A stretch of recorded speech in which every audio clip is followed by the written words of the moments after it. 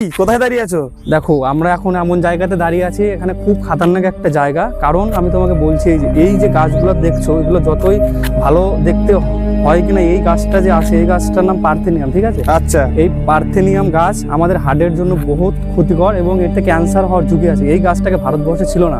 তাহলে এটার প্রজন্ম কোথায়, উৎপত্তি কিছু বলবা?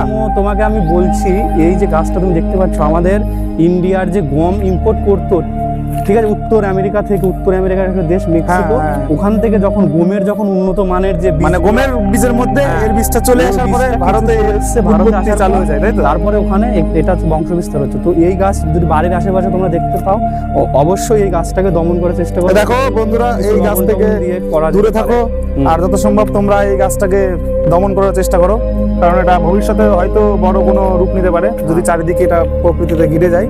এখন তাও তো পাশে দেখো অলরেডি জায়গা করে নিয়েছে। যাই হোক, এটা বলার ছিল।